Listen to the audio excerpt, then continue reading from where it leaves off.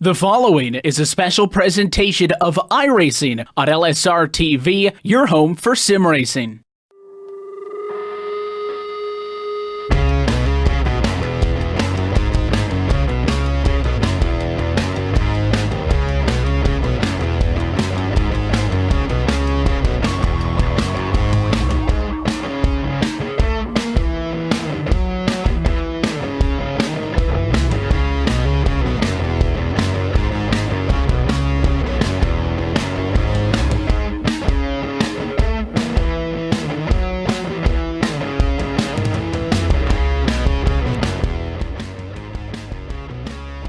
Good evening, sim racing fans, and welcome to the Lone Star State as LSRTV presents tonight's Texas 250 at the Texas Motor Speedway. We want to welcome you to the United Sim Racing's P&C Lawn and Landscaping Truck Series as we go truck racing once again here at the Texas Motor Speedway. I'm Austin Coop, he is Kelly Dahl, and Cisco Scarmuza is the one giving you that beautiful looking picture as the stream rolls on for our 250 lap feature tonight. Kelly, it's another night of 1.5 mile tracks, but this is one of the older surfaces that we get to race on. It's really fun to see what these guys are able to do. Flat out is what a lot of these drivers will be doing. You can do that in the fastest cars you can put on here, the Monster Cup cars, and you can definitely do that with these trucks. It's gonna be really fun to see how these trucks work on the track as the runs go on. And with the race being such a long distance, which drivers are going to be able to make it the distance? Well, this is going to be a bit of an interesting race. It is a high-speed track, as you mentioned. We've got such high banking around this track, but that will also cause that these drivers will have to look for the grip, because as we go around full speed, they're going to heat up that one line that they're going to be running on. So as we've heard before, from some of the drivers tonight, that line may be moving up the track as later as they go on in the race. So if we have a long run, they may start on that bottom line, but I think they may end up, at least in turns 3 and 4, up on that high side, trying to find that grip.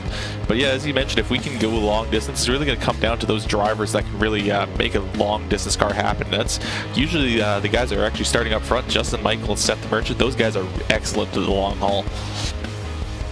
And we have quite an interesting points battle in particular. I'm going to show you right here. Aaron Bennett is on the top of the leaderboard, 176 points.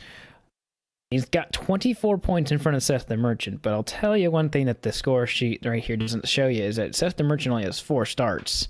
Everyone else in that picture has 5, and so that is going to be the biggest story of all of them. Is the fact that top 12 has only one driver that's one race down, and that's Seth the Merchant. He's done a fabulous job already, winning 3 races on the season, done a spectacular job. The one in front, Aaron Bennett, he's won none. He's just had really consistent races, which is really good to see. Justin Michael, he's one of those drivers who has also only done 4 races this season, and he's doing himself a pretty good job. Just outside the cut line, can never talk too early about that cut line here, Kelly. Yeah, we also have a couple new faces here tonight, but maybe not new to some that have watched this series before or watched some other series on LSRTV. Greg Mall has decided to make his return, and we also have Christian Peterson has decided to join up in this league, which, as we've mentioned, as you've seen on some of our other series, it's a very fast driver, and some of those that may remember Greg Mall from last season, another quick driver on this track. So look to see those two try to make their mark in their first race this season. Yeah, actually, a little tidbit of information. I was actually able to meet Greg Mall in person at the Kansas Speedway this last race, and it was really good to meet someone from the iRacing community. Just know that those of you who are maybe not on the service, that there's a big community out here in this world, and if you are in it, you already know about the relationships that you get to build on it in the future. So that's only one of the many people that I've seen, and all of us have had those experiences. But we look at all the other drivers. The other driver, like you said, Christian Peterson, he's so good on our Wednesday night series, and we definitely expect that to probably translate into this series as well. DeMerchant, he was running in that series as well, or the eSport League for just a little bit, but he is currently just absolutely doing a fantastic job in this season. Him and Justin Michael are the only ones who have won races. Who do you think is going to be that first driver to kind of break that here, Kelly? There's got to be somebody out here, and really, right now, the first 2 drivers at the top of the qualifying board are our winners right now, Justin Michael and DeMerchant. Who's going to break that streak? I'd put it towards Jamie Walker. He's a guy that was very dominant last season, but he's a guy that dominates on those short runs. He's very fast around these tracks when he's got a short run. He just burns up his tires a little too much, can't quite to manage his tires too well. So if there's a race that's filled with wrecks and a lot of yellow flag and short green flag runs, I'd say put it to Jamie Walker, because that guy may be able to take that challenge to those two drivers up front. You know, the funny thing about you saying that is that I think the competition has went up a level, if not two, since last season, because that it wasn't really something we would say about Jamie Walker. We would say that Jamie Walker has one of the best long run speed trucks, but I think that the league in particular during that offseason has gone a step up in competitiveness that maybe they weren't expecting. I mean, you've got a large diverse range of people in this series that up and down across the board, some that are pretty casual, some that are really competitive, and you're starting to see those guys start to really jump out there, as looks like qualifying has completed itself, and Justin Michael will get yet another pole to his resume. We will go to the LSRTV grid in just a moment, and this is a full truck field, by the way, Kelly. This is 39 trucks. I don't think we had this many at Daytona. This is an absolutely large field, and they don't have this many trucks in the regular truck series. No, it's going to be a very tightly packed and very busy track. So even if a leader decides to break away from the field, they may have some trouble just trying to make it through some lap traffic that they may eventually catch up to, because this is going to be a very busy track with 39 trucks out there. And so we'll look at your LSRTV starting grid, starting with Justin Michael, who has snatched the pole just barely from Seth DeMerchant. DeMerchant only off by 7 1/1000ths of a second. He'll start in the second position. Then you've got Jamie Walker. He looks like he's put some new paint on that truck. And you've got the number 54 of Tim Matthews to his outside. Then you've got Michael Atkins Jr. in fifth, and Bobby Terrell. He's going to start in the sixth position. Ricky Howell Jr. will start seventh with Aaron Bennett to his outside. He's the points leader running into tonight's race. Then you've got Matt Mara and Christian Peterson starting 9th and 10th. Joshua Banks will be rolling off in 11th. 12th goes to Scott Formosa. Dwayne Dunn in the 39 will roll off 13th. 14th goes to the 66 of Ralph Vanderhorst. Chris Guibault will be rolling off in 15th. 16th to Brian Cutts. Dustin Hall will start 17th. Scott Simley in 18th. 19th to Michael Waite, and Cody Gibson will round out the top 20. Starting in the 10th grid tonight will be Seth Foudy and Randy Tesser. Seth Foudy is definitely trying to make a good race for himself. He's had some poor finishes for good results or good runs earlier on this season. George Hendricks and James Nunn will be in the next row, 23rd and 24th. Shane Hawthorne, 25th, and Jesse P. Williams, 26th. Lewis Robinette, he'll start the 27th position, and Jody Green will be the last driver to make a qualifying effort at stands. And you've got Tommy Ryan and Greg Mall, who will start first provisionals, 29th and 30th. 31st goes to Michael Priester. Rich Jetty starts in 32nd. 33rd is Dwight Beverly. Keith Button, 34th. Robert Gillenwater in 35th. John Jenkins in 36th. Michael Warren in 37th. Jeff Ryan in 38th. And rounding out this massive truck field in the 39th position will be the 98 of Stephen Herring. This may be the biggest field we have ever had, and at one of the bigger tracks, of course, not as big as Auto Club last week, but Texas is 1.44 miles, so we'll go ahead and round it up to the 1.5 that we always do. And so it has about 20 to 24 bank turns, 20 in turns 1 and 2, 24 in turns 3 and 4, and very, very flat front stretch, and just a little bit of banking on that back stretch as well. Going to be looking to have, it looks like 65 miles an hour behind the pace car and 50 miles an hour on pit road. Yeah, pretty quick pit road speed around here, but still they are going to have to slow those trucks up massively from the high speeds they'll be carrying around these steeply banked corners, especially that turns 3 and 4 complex, where they're going to be carrying a lot of speed, especially when they try to launch out into that tri-oval.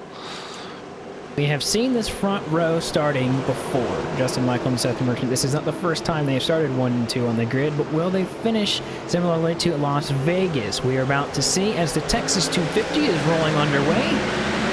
Looks like the 87 is going to start these guys with a great start. DeMerchant's not too far behind as we get rolling for 167 laps.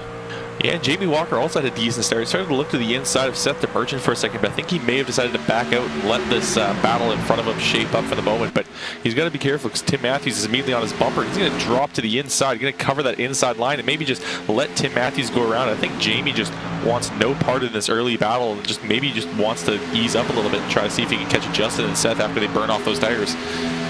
Looks like it's also faster to just stay on the bottom. He's also got the 2 really close behind him. And Battle for the Lead not there yet, but oh, we already going to go 3 wide, just about. Looked really close. Looked at the 2. Michael Atkins Jr. really wanted that position. Looks like the 54 of Tim Matthews is going to have to concede for the moment. Look at the blocking he's already doing. That's the 88 of Jamie Walker already blocking the bottom. He really enjoys that bottom line. This Battle for Third is already pretty darn good. On lap number 2, that 2 of Michael Atkins Jr. is really fast all of a sudden on this start, so we'll have to keep an eye on him back up to the machine. Yeah, he's still looking to that outside line, seeing if he can make that work, but Jamie Walker completely covering off that inside. Actually, a good run from Michael Atkins Jr. He has to check up a little bit or else to keep himself off the rear bumper of that 88. Now the 88 of Jamie Walker starting to catch up a little bit to these front 2 drivers, and we're starting to have a 3-way battle for the lead form up as we still haven't settled the positions behind them. I think Jamie Walker knew exactly what he was doing by staying on the inside, keeping his tires cool, and just going a little bit slower, knowing that the battle for the lead probably wasn't going to develop this quickly into the run, but you never know how quickly that might happen. Looks like we do have side-by-side battle with Tim Matthews and Ricky Howell Jr. Ricky is going to be up 1 position, passing a couple of guys, and then behind him, Christian Peterson, already up 3 positions on the night. I'm not surprised by that number 23 already doing really well today, but look right in front of him. There's 2 battles right there for 4th and for 3rd. For 5th as well, looks like the 18 is going to go on the underside of the 54, and the 2 of Michael Atkins Jr. Look at him go in that number 2 Pepsi machine. He's doing a really good job, and I think he's going to try and get these guys up here are running for their money, as there's also a battle behind them. Looks like the 18 gets a little high off the track. That's Ricky Howell Jr. almost gets in the 54. And look at the 2. He's going to shade down the track a little bit, block off the 88 of Jamie Walker. Jamie's going to be forced to the high side. Oh, Seth the Merchant with a really high entry. That's going to open up that bottom side and allow Michael Atkins Jr. to get that inside line, which is so dominant on this early run. And that's actually going to give the position, at least at the line, by really a hair there, 7,000ths of a second to Michael Atkins Jr. Now he's putting some pressure onto the rear bumper of Justin Michael, almost getting into the bumper. I think he may have even given it a tap there. He's going to move to the inside, so Michael Atkins Jr. challenging for the lead. Where did this come from the number 2 machine of Michael Atkins Jr.? Perhaps he's really pushing that truck hard, but he started in the 5th position, is already Peterson to the front, and looks like he's going to have the position right here. He's going to take over the lead for this lap, actually. He's going to lead his first laps of the season, looks like, by a mere 5/1000ths of a second. But my gosh, that number 2 truck was absolutely on a mission to get to the front. He got it, and everyone behind him is still fighting for a position. Yeah, Christian Peterson nearly lost it, though, coming out of turn 4, just clipped the apron there, and there's such a huge difference in the banking that you cannot touch that yellow line at all. Look at the 18, he gets below that white line, and he's going to hold on to it, possibly, but Ricky Howell Jr. losing positions hand over fist there, dropping back to 7th at the line, actually over back to the 10th, and even more after the line. Big trouble for that 18 truck, and he's going to have a long ways to go to get himself back up to the position he was just running in. So problems for the 18 truck. You got to keep that thing off that white line. Wow, 1 lap difference, and he's already continuing to slide back. Looks like the 39 of Dwayne Dunn in 13th place is going to be able to look at the outside of him right here on the front stretch. And what a move to keep that position, but definitely was looking for just a little too much on the apron. Just like you said right as it happened that might be the case with the 18, but still looking strong. Might have just a little bit of a couple laps to get those tires back under temperature. It's going to take a while, and he's not going to be able to go for many positions, but he's in good position to do so right here. The battle for 4th right now. Look at the 54 and the 57 going side by side here at the finish line. Yeah, and Seth the Merchant I don't know if he's just not quite able to keep his consistent pace up, but he's lost quite a few positions. He's now down possibly to 5th if Tim Matthews does complete this pass. And he was running 2nd earlier, even challenging for the lead, but that lead has grown for Michael Atkins Jr. He has taken off. Michael Atkins Jr. was the fastest in practice, so he may have been off the pace in qualifying, but he may have that consistent race pace that is really much more important than just pure qualifying pace. And look at Michael Atkins Jr. He is absolutely just flown away from these guys.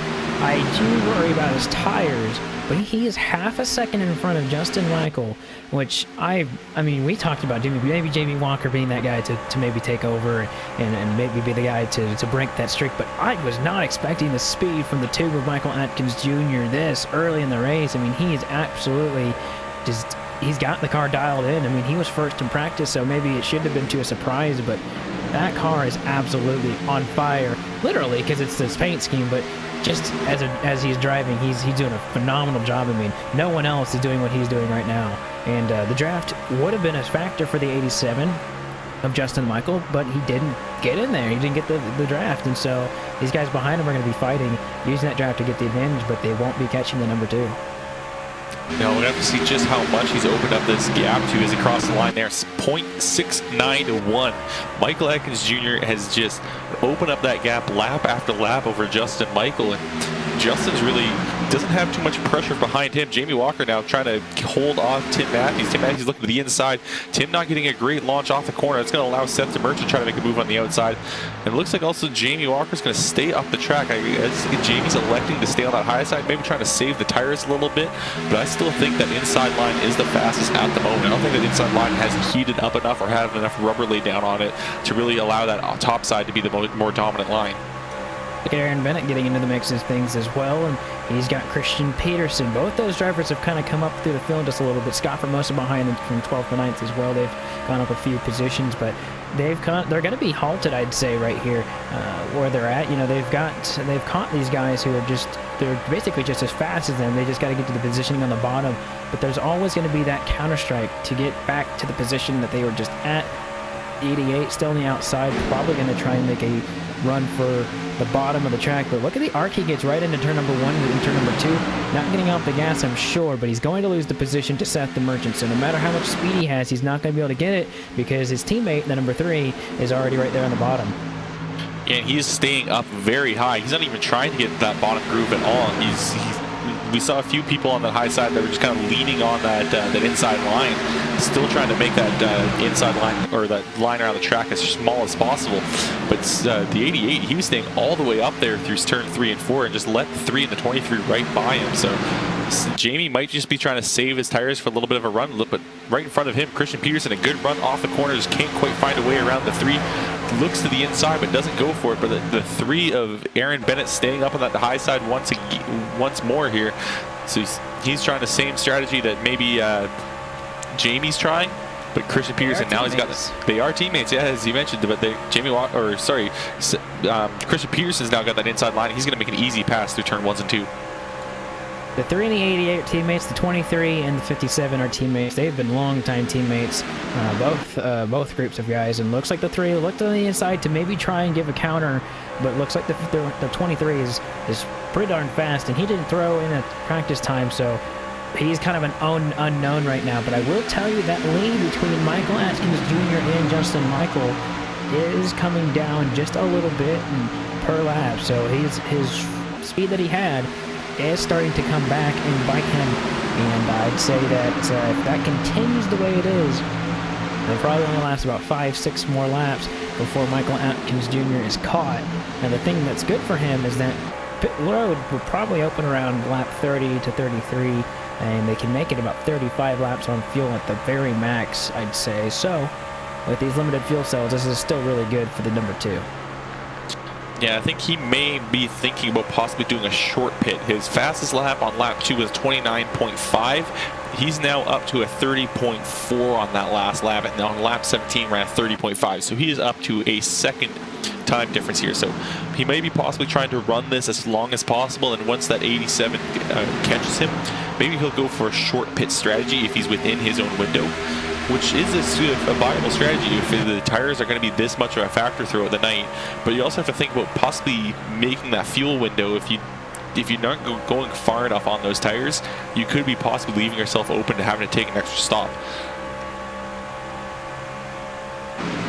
You can just see the difference between these drivers. The draft is definitely coming into play for Justin Michael. You can definitely see that he's pulling away from the 54, who is actually looking to get passed by Seth DeMerchant probably in a lap or 2, or at least they'll do battle.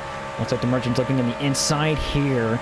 on the start-finish line. But that lead is actually just completely decimated right now. Looks like Justin Michael has got that long-run speed that Michael Atkins does not have. You can definitely see the lines are look at the launch. Different. Yes, exactly. Looks like the two is getting really tight out of the corners, and that's definitely because of that right front. And that's going to be an easy pass from the number 87 of Justin Michael, and the two gets really loose there in the middle of the corner. So you're going to have to really watch that number 2 of Michael Atkins as he continues to go. But I have a funny feeling his car, or should I say his truck, is going to be pretty ill handling for the next few laps. Those look like two entirely different trucks off of that last corner. Justin Michael just had that fast line, and then Michael Atkins Jr. just couldn't quite find it at that time. Michael finding it at that time, getting a good run there, but just behind them, Seth the Merchant moving to the inside, trying to go for position number 3 here, as he's forcing Tim Matthews up that track a little bit. So Seth the Merchant going for the attack, trying to get himself back into 3rd to maybe go after that race lead that he was battling for earlier. Side by side they go into turn number 1. And Tim Matthews has been doing a pretty good job of being pretty consistent these last few weeks. And right now I'm sure he wants to put together a performance that gets him in the top 5, if not better, between these drivers. But he's battling one of the best drivers in this series right now. It's the Merchant. He's been an absolute tear. And the Merchant's teammate right behind him, Christian Peterson, known very well throughout the racing community, both of them actually. And they're running nose to tail right on the outside of him is that 54, who's not giving up at all actually. And so he's continuing to try and make sure that he gets the position. I don't know how long he's going to be lasting, but he's still doing a really good job. Go on to think about Michael Atkins Jr. being in that position that those two battling side by side is actually being one of the things for him right now. Yeah, just behind, but that also, the reason that Tim Matthews is really able to hold on up there is probably because this run has lasted so long. We saw it early on, that bottom line was dominant. Now it looks like that top line has got a little bit of speed there, but it's still the better preferred line, especially through 1 and 2, is going to be that inside line, especially if you can get a good launch off or a good exit off the corner, really arc that corner, which Tim Matthews was actually preventing Seth the Merchant from doing. Seth just couldn't use the entire track, couldn't really go after Michael Atkins Jr., who has actually lost about 0.4 of a second on Justin Michael now. So Justin Michael really taking over this race at the moment. Trying to pull weight just a little bit. Looks like the number 23 of Christian Peterson will probably get the position. No, looks like the 54 is still right there. I'm kind of wanting to look throughout the field to see where all these other drivers are, but Matthews is just not giving up, and looks like he'll get him before this corner is over. He'll slide up right in front of him, and we'll start looking back throughout the field. Looks like a lot of the drivers behind this front pack have really spread out. Looks like battle for position. Matt Morrow was trying to go for the position that the 18 has, but it looks like he just got it from him. That's going to be Ricky Howell Jr. trying to get all those positions he lost earlier back, and you start looking even further, and these drivers are just extremely spread out. Looks like those closest battles are at the very front, but these drivers are still battling around the 28th position. I mean, like we said, I mean, this is one of the biggest fields we've ever had, and they're making the most out of it. Yeah, and that last lap there, Seth the Merchant got right up to the bumper of Michael Atkins Jr., but just didn't make a pass. It's possible that he's holding out for his pit stop strategy, or maybe he's just trying to find the right moment to make a pass on Michael Atkins Jr., but he had got right up to that bumper. I thought he was going to make a move going into 1 and 2, but he just thought better of it. I guess he was just waiting for his teammate to get right behind him, and maybe they're going to try to see if they can force that number 2 high so they can both get underneath him. And look at the launch. He's going to come off the corner. Good exit speed possibly there. He's going to get right up to the bumper. He's going to move to that inside. He's going to get his bumper there, so that's going to force the 2 to stay on that high side and possibly allow both Seth the Merchant and Christian Peterson to get underneath him. Yeah, look at the 23's launch as well, right underneath him, almost completely cleared of him, and the number 2, Michael Atkins Jr. almost got into the outside wall. Made it so that truck had to swerve just to the left enough to make sure that he didn't make contact, but that number 2 is still losing position. It's really close to that to the opening of pit road. We'll have to see when these drivers come down. That's one of the biggest things, is what driver can make the most out of their pit road. We've seen some drivers do really well. Some drivers have some ill handling or ill-fated pit stops that come when it comes down to it. I look at the number 3 of Aaron Bennett as a driver who's lost the lead a few times like that. So looking throughout the field, no one's coming down this time, but I'm saying that it'll pretty much be open this next time by for all drivers. Yeah, a lot of these drivers probably have that green flag stop on their mind and have probably set out a lap that they want to make that move. So let's have to see who's going to make the first move. maybe some of these drivers are going to wait to see if someone they're battling with will make the first move, see if they can maybe stay out in front of them, try to gain that track position, get a better stop, and stay out in front. But I don't think any of these leaders will make the pit this time, so it's going to be ticking down. It looks like the 7 will be Cody Gibson. He may be our first guy to come down pit road. Does look like we do have Seth Foudy as well coming down pit road. Those guys were farther back in the field, so they will come down, see if they can get some newer tires to go faster, quicker. Will any of these other drivers follow in suit? No one in this top group and no one in the top 10 appears to be wanting to come down pit road. And it looks like, yeah, it looks like not very many drivers are going to be willing to do that. Looks like the 18 of Ricky Howell Jr. may have just had another issue. He's dropping back just a little bit. Wow, we almost had a wreck right there in turn number 1. Looks like Scott Sinley almost got into a couple drivers right there. And looks like he's still having issues with the 66 right here of Ralph Vander Vorst. This little group right here is also looking to be a little bit hostile right now as they're trying to get around each other. Some drivers on better tires than the others, as it has quickly come into a tired game and how much you've been able to conserve. Looks like that number 68 car is still holding onto his position, as we do have a few more drivers down pit road. Back at the front of the field, though, Justin Michael still trying to hold off the teammates of the 57 and the 23. And that 23 of Christian Peterson, he is pushing Seth the Merchant as hard as he can. But I think the tires have just run out on Seth. He's had a couple of bad laps there. He's trying a bit more on that high side. He has had a couple of decent runs there, but he just hasn't been able to make the move. He's actually going to get back up the bumper this time. Maybe he's going to try on that high side. He's looking more to the high side this time. And he's going to try again. Yeah, he will try on that high side. He's going to get up to the inside or the outside of the 87. Going to try to get a better launch off that corner. Keep that 87 down the track. Prevent him from getting a good run. And that will bring them even going into turn number 3. And it's perhaps that the 87 might come down pit road this time too. Saw him queue up on the mic, and it looks like he will. That's exactly what he's going to do. And the 23 is also going to come right behind him and actually cut him off. Look at that. He passes him right coming into pit road. The 23 was way faster on his entrance, and you can just see the difference. That's going to be really, really big going into it. Good thing for the 87, he's got a pit road that's at the very end. He has that number 1 pit stall, so he's not going to have to worry about the 23 getting in his way, but you can just see the difference between how much you have to dig in order to get in that pit road.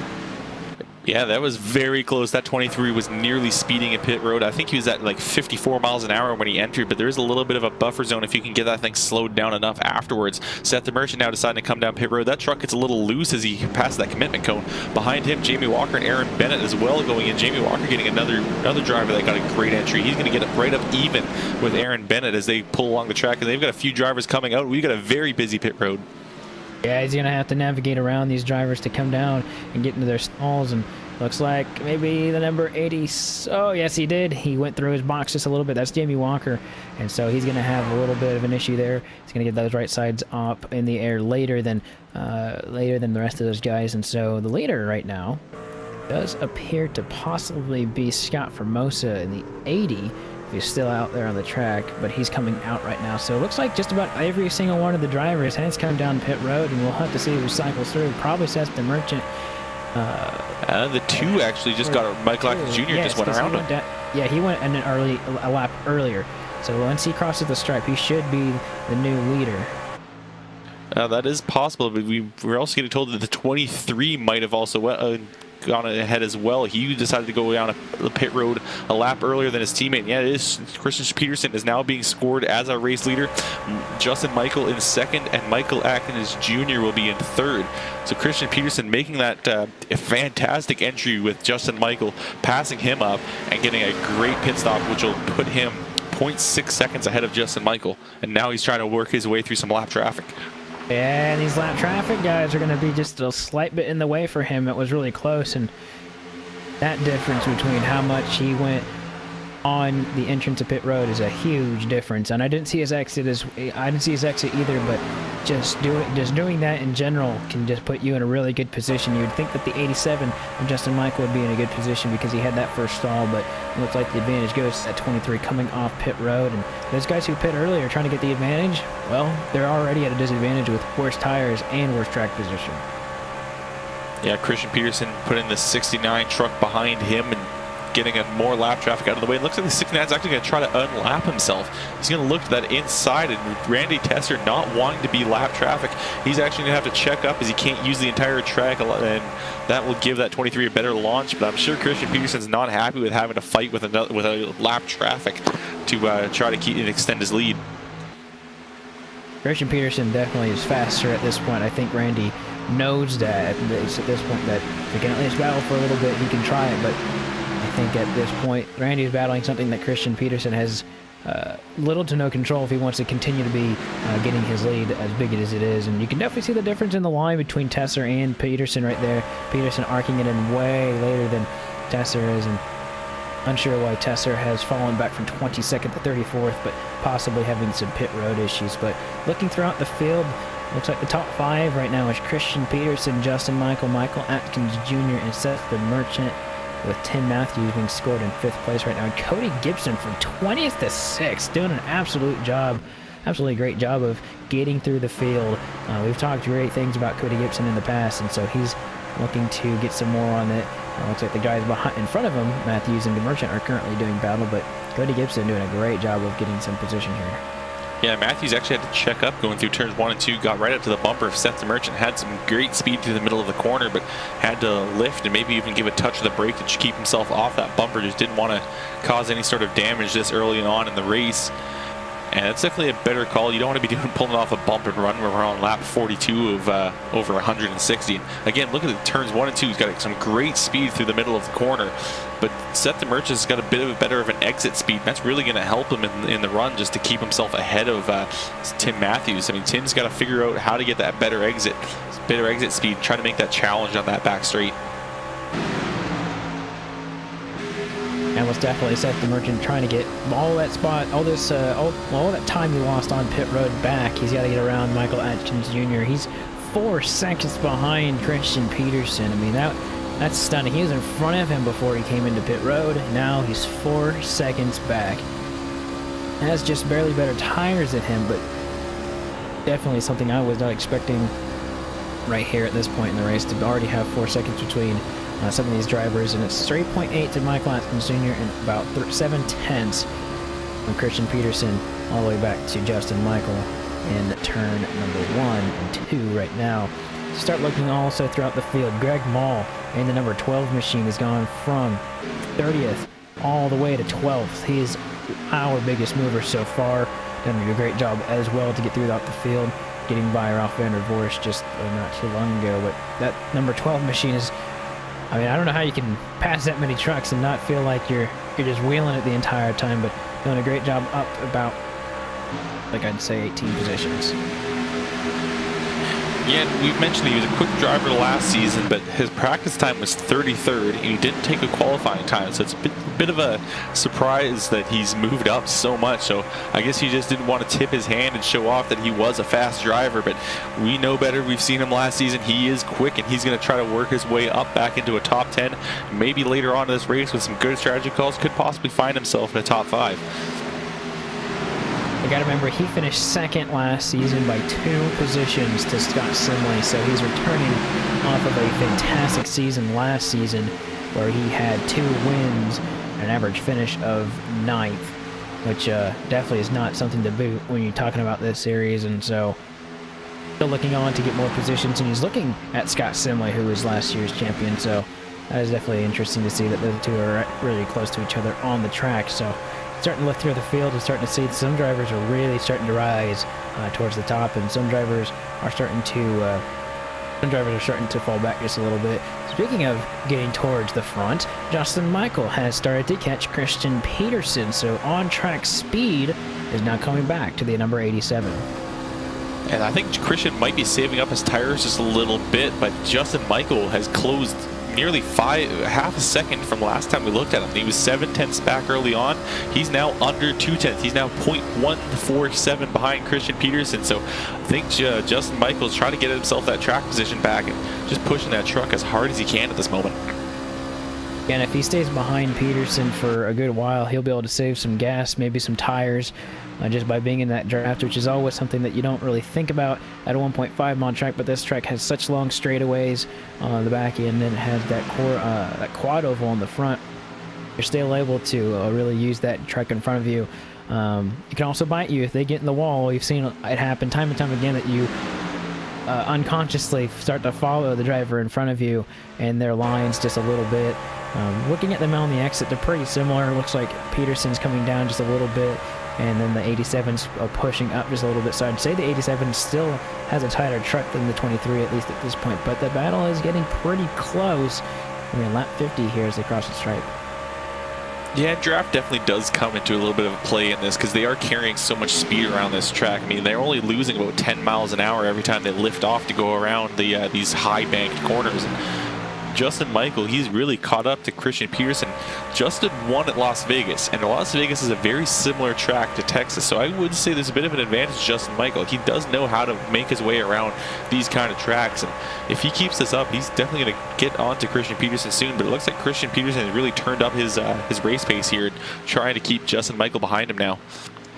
Oh yeah, as soon as he got to his bumper, just started really blitzing away. Just getting a little bit more speed, going a little bit higher in turns 1 and coming down just a little bit more in turns 2. Could be the line that's really worth adventuring to if you're behind him, or if you're hearing that he's there. I don't think any of these drivers have any spotters. It's just them in the trucks. I think as the race goes on, they're going to have to start really fighting some different lines, because that track is going to change quite a bit. We start at 0%, and through practice and qualifying, we've gotten to the track state which we are at now. It's pretty rubbered in turn number 1 and 2, and turn number 3 it's getting there, but turn number 2 is where you're going to see most of the rubber being really laid down. And I think later on in this race, especially at the late end of a long run, we may see a truck maybe get into that wall out of turn 2. It's possible that those guys get very tight there, especially once we get some heat. There's a lot more heat down, a lot more rubber down, and it just isn't quite as much grip as we started here on this race. And it may be an opportunity, or maybe a chance where maybe a driver get up into that wall as they just try to push as hard as they can, especially if they're on that high side defending from an attack on the inside. Taking a look throughout the field, Ricky Howe Jr. had issues earlier. He's all the way back to 29th, so something must have happened on pit road. His car or his truck looks pretty good at this point, but he's one of the drivers who's had some falling back after having such a good qualifying and practice session earlier. He's getting practice, 7th in qualifying, and right now 28th on the track. So that driver right now is looking for some kind of break, maybe a caution or something, which does bring up a good point. We've gone 53 laps, going to 54 laps caution-free. I know that these drivers are really looking forward to that, because the distance of the race can get daunting at 167 laps on this place, so the long green flag run can do the very same to you, Kelly. Yeah, but these guys also went, again, when we went to Las Vegas, and again, a very similar track, they went caution-free. So it is possible for these guys to do all his 167 laps. But as you said, that long run can get to you. And these guys, as they start to wear down, they may start to lose some focus as they just really work themselves up over this long run. And so it could be an opportunity later on in this race where someone just has a momentary lapse in judgment and kind of puts themselves into another truck, or just gets themselves into the wall, and that could be where our first caution comes. But I think we'll still be a few more laps away from that if these guys keep driving like this. Yeah, a lot of these trucks are spread out. Looks like maybe the next battle on track would actually be for well, one of the battles for position is going to be around the 30th position between Hendricks, Rich Jetty, and Jesse Williams. Talked about how Rich Jetty has had some really good runs tonight. At least at this point, he's having kind of a night that you wouldn't expect from him. He's typically the guy who comes up through the field pretty consistently, but right now it looks like he's caught all the way back in the 32nd position, and not a lap down yet. But Christian Peterson's in turn number 1, and he's in turn number 2. That's in the backstretch now. So definitely thinking about drivers who are coming and going throughout the races, which races they put more effort into. You can definitely see which drivers have got just about the car and the tracks figured out, and which drivers only have certain tracks figured out. Rich J looks like he had Las Vegas, and looks like he had, I think it was Phoenix, pretty well down. It looks like this track is starting to give him a little bit of issues. We're riding out lap 58, and we are going to give a quick, nice little shout out to our friends at Joel Real Timing. Coverage of the United Sim Racing BNC Lawn and Landscaping Truck Series is brought to you by Joel Real Timing, the official timing software of LSRTV. Whether you spend time on the sim behind the wheel, on the pit box, or from the spotter stand, JRT is the go-to software for iRacing timing and scoring analytics. Get yourself a basic download or get the pro version today at joel-rail-timing.com. Christian Peterson continues to lead the way at number 59, getting closer and closer to halfway. That's still young, but he's 7/10 in front of Justin Michael. Yeah, Christian Peterson has definitely turned that speed back up, really got that pace going. So I think he was just kind of saving his tires a little bit as Justin Michael caught up to him. Maybe Justin wore them down, kind of chasing after Christian there. He just pushed his truck a little too hard. Christian just kind of toying with him and is now just running away, opening up that gap now to 8.5 tenths of a or 8 tenths of a second, so 8.848. And it's just going to grow even larger now as we're going to have to start thinking about our second pit stop soon as we enter lap 60. Yeah, you're exactly right. And these guys who pit around lap 60, or these guys who pit on lap 60, they're probably going to be coming down pit road again. Or these guys who pit around lap 65 are going to be able to get all the way to lap 70. If this goes green flag the rest of the way, those guys doing the longer pit run may actually be in the benefit if it becomes a fuel issue for some of these drivers, because they're taking 5 or 2 to 3 laps more than any other driver. And if that becomes, if they go the full race distance, we're going to have about 5 or 6 pit stops for these guys, or 4 or 5 pit stops, and that can be the difference between a fuel run. You know, they'll get up to 10 to look to. Oh, we got a truck in the grass. Oh, we do. Seth Fody. Seth Fody was in the grass and somehow we still are staying green. There was some problems for that number 1 truck. Just kind of got into the 4 on the front stretch, hit the wall, slid into the grass, and somehow kept that truck pointed in the right direction. Kept it underneath the leaders. Christian Peterson was actually passing him as Seth came back onto the racetrack. But we are going to stay green with some great wheel work from those guys. Yeah, looks like the 98 was coming down pit road. The 4 Robert Gillenwater was trying to avoid it and just got right into number 1. Probably going to end his night, and definitely a shame for that number 1 driver as he's trying to make a comeback in this series. And he's had nothing but bad luck. He had bad luck at Auto Club, and he's having bad luck here tonight. Christian Peterson's continuing to lap some trucks, but which time will he come down pit road? Looks like he's got himself about a second in front of the 87. Of Justin Michael right now. And it's kind of a question of when do these guys come down pit road. Christian Peterson right now making his debut.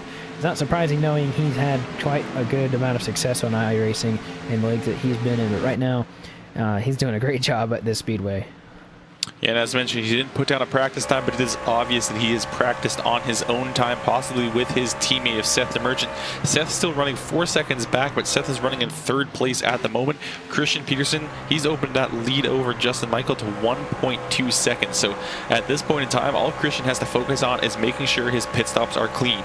He makes any sort of mistake on that pit road, that could put him back into the reaches of Justin Michael or maybe even his own teammate.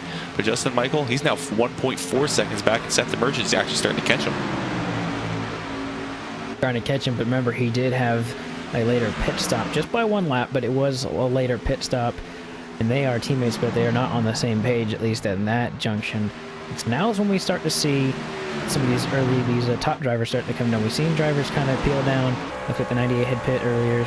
Fowdy's in the pit road. He probably has a lot of damage, might be calling it at night. Just depends on how everything turns out. But drivers throughout the field going to be coming down here real quick. And Justin Michael may have had a big issue because he has dropped about another, almost an entire second off Christian Peterson. So really unsure what happened there as he lost quite a bit of time. I'm taking a look at it, but looks like he just got real slow at one point, and I don't think he hit the wall or anything. His truck looks just fine. Looks like he just lost a lot of speed here. Have a back up front, Christian Peterson now 1.8 seconds over Justin Michael. Seth the Merchant now only 3.8 seconds back. So Seth has found that speed late here in this run, and he's starting to catch up to Justin Michael here. Justin having some trouble with some lap traffic here. Tried to get underneath him, just didn't have that run on Robert Gillenwater, and Robert now going to tell him, all right, take the inside line. I'll let you go this time. But there's some more problems for Justin Michael, who's just not starting to struggle here in this long run. interested in just seeing how much Christian Peterson is able to gain on the entire field when he comes down pit road again, because he was even with Justin Michael and then had almost an entire second lead over him. And looks like there's some really chaotic messes over here next to Peterson. We're going to have to watch him right here as he's coming out of turn number 4. He got a lot. Actually, he's going to come down pit road. It's a really good plan, I think. And watch him just absolutely accelerate right there. And I don't know if he would. That's going to be close. I think he hit the line at about 65 miles an hour. If he doesn't get busted for that, I'm going to be really surprised. Yeah, I'm looking at possibly breaking that line at 64, but right afterwards he slows it all the way down to 45. That may cancel it out, but maybe not. He might have hit that first scoring line, so that may be a problem. He could have possibly gotten a penalty there, and if so, that's going to probably end the night for Christian Peterson. So he really just was a little bit too risky going into the pit road there, so we'll have to see if he possibly did get a penalty there. Well, he's coming off pit road, so that means that he probably didn't get a pit road penalty, actually, because if he had gotten that penalty, he would have had to serve it right then and there on an entrance, the pit road penalty. So no penalty for the 23, even though he absolutely exceeded the amount by about 15 or 14 miles an hour. So I guess the stewards forgave his 14 if he went about 10 under. So really interesting to see how fast the 23 came in, but a lot of other drivers coming down pit road. Seth the Merchants, oh, he's gonna slide it in. Holy cow, that's another way to do it. Just slide the car in. And then the 75 of James Nunn, he's in as well. 48 of Michael Waite, he's also in. Chris Cabot, Dwayne Dunn of so are the drivers coming in and doing service on their machine. Scott Formosa and Tim Matthews are exiting pit road right now. I mean, if you're going to come into pit road and try to get in there as fast as possible, you don't need those tires anymore. I mean, you can just slide them up, flat spot them, because, I mean, you're just going to take them off anyways. But that was very close with Seth the Merchant. I thought he was going to go around for a moment there. Only bad thing about that was he was well below 50 miles an hour before he got to the line, or he got to the line, so he lost a little bit of time right there. I'll tell you, someone who's going to get a lot of time is definitely Peterson off of that, so definitely expect that to be the case. It looks like Matt Mara is going to be that driver who sits in first place right now. He's going to be coming down pit road, or he's coming out of pit road right now, and looks like it will be just a dumbled mess like we saw last time. We'll find out who the leader is in just a moment. I believe it is Christian Peterson. Yeah, it'll be Christian Peterson once it's said and done, because he didn't have a penalty for that. It'll be an absolutely large amount of time he's able to get from that. I have no doubt in my mind that he's going to be a leader. Yeah, he just crossed the stripe 3 seconds in front of Justin Michael. And Seth the Merchant did lose out. He's going to lose a position. He's now back into 4th, 6 seconds back from Christian Peterson. Aaron Bennett has now slid himself up into 3rd with some great pit stop work there. Justin Michael sitting 3 seconds back, but Christian Peterson, he pitted to avoid a group of lap cars and exited the pits into a group of lap cars, actually to get into the bumper of the 39 truck. The 39 just not moving out of the way of the leader, kind of moving down into his line, and Christian just kind of sliding him up out of the way. So Dwayne Dunn now actually into the wall. It's going to cause maybe some problems for that 5 of Chris Guibault as well. But Christian Peterson able to just avoid some problems there, but kind of had to use the chrome horn to move a lap car out of the way. And Christian Peterson made the lesser of two evils when it came to pitting just a little bit early and to going into a bunch of lap traffic, because he knew there was no way to get around him coming to pit road. May have been a part of the plan as it was already, but definitely came down just to it was double helped him pretty much right there. But look at the number 5. Oh dear, look at the number 5 go to the way down to the bottom, trying to get his lap back. And as a leader, that's the last thing you want to have to think about, is a lap car trying to get around you, despite him doing really good. And looks like number 5 is also having some other issues on his client side as well, but have to keep our eyes on that as well. But the 23 is trying to keep him behind him. He wants to get himself a lap back, but it looks like Peterson's not going to have any of it. Yeah, and I'm sure Chris is not too happy about these guys getting in his way, as he probably will see it as really they're trying their best to just stay on that lead lap in case a yellow flag does come out, but that's not something I would gamble on here in this league. These guys are very clean drivers, and these cars or these trucks are all really spaced out. Really the only problems I'm really seeing is Christian Peterson just trying to get his way up through the field. He's losing quite a bit of ground to Justin Michael, who's now only 1.8 seconds back, but we also saw this on that last run. Christian just kind of took it easy, allowed Justin to catch up to him, and then turned on the jets and opened a gap back up.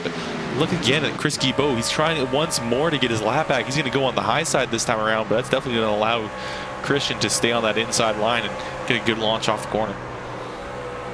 I'm sure it's stressful to have somebody do that. Oh, the 87 almost went around on the front straightaway. It looks like he's going to be able to pick it back up. Saw him hit the cone right there.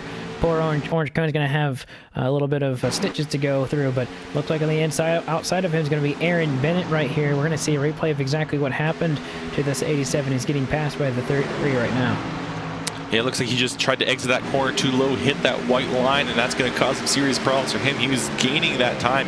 He was under a second and a half, I think, but after that he's now over 3 seconds back, and Aaron Bennett still trying to make that move for second place. He's got that outside line making it work. He's got the momentum, but Justin Michael has that time to get himself back up to full song, but will not allow him to stay in that position.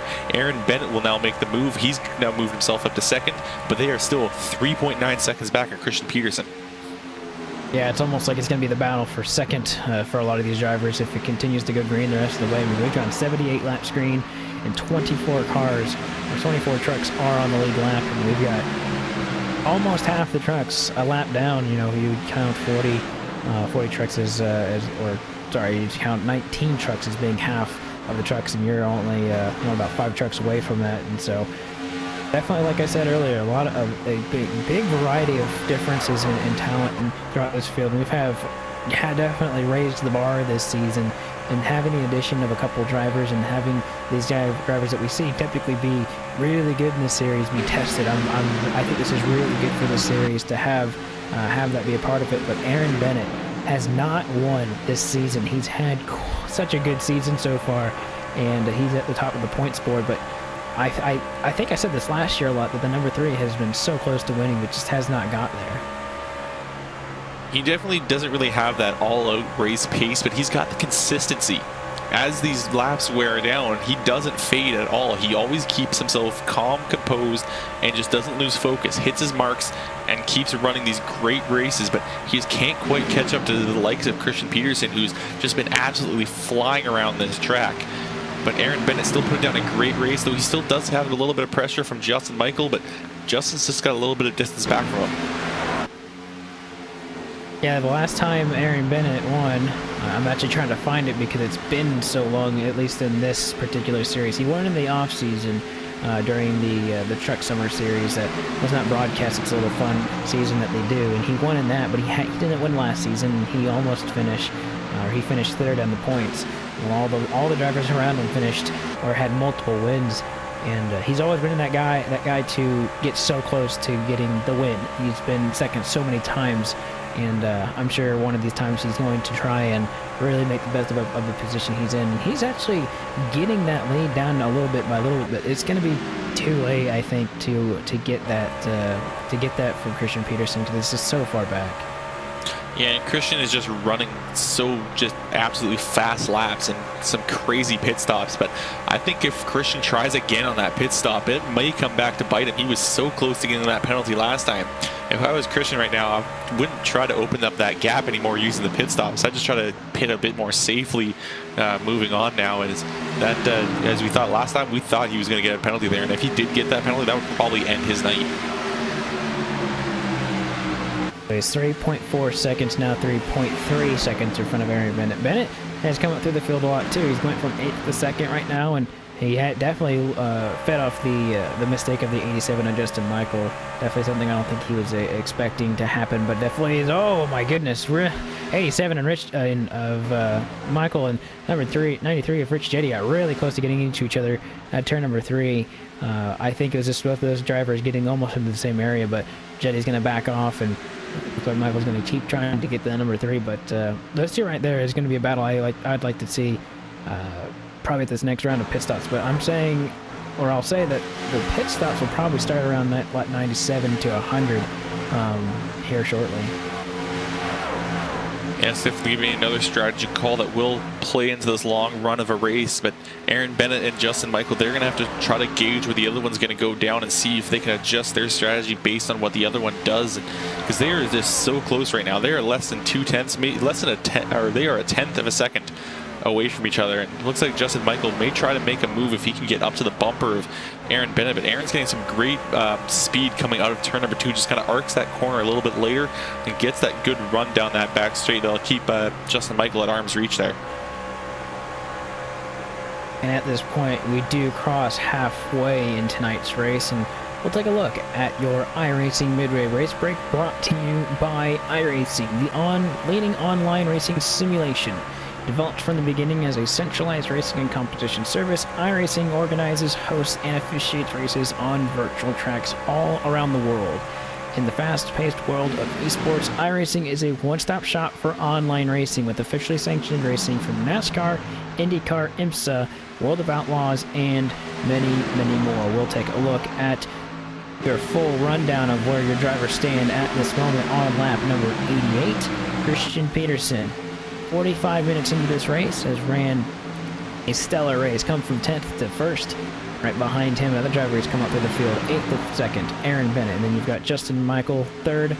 Seth DeMerchant's currently in the 4th position with Michael Atkins Jr. He's been 5th. Throw Tim Matthews in 6th, who's also been up there almost the entire night. And Scott Formosi, he's in 7th place. Jamie Walker's fallen to 8th place. Greg Mall has come up all the way up to 9th, and he's still searching for more. And then you've got Cody Gibson, who equally is coming out to the field in 10th. 11th, we see the 68 of Scott Simley, and Bobby Tyrrell sits in 12th.